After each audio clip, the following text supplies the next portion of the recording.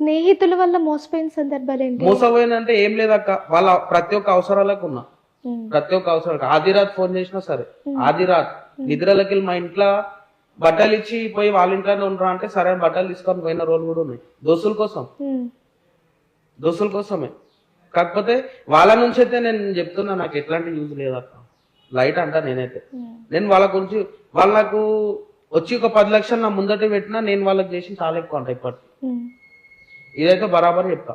ఎందుకంటే నేను నిద్ర లేకుండా నేను దోస్తుల వల్ల పిఎస్లు ఎక్కిన, హాస్పిటల్స్ ఎక్కిన, పోలీస్ స్టేషన్లో తిరిగిన, గొడవలు కానీ ఏవైనా సరే నాయి తక్కువ పక్కన ఎక్కువ ఉంటే వాన్ దాంట్లో నేను దుంకి వాన్ తగిలిస్తుండదు.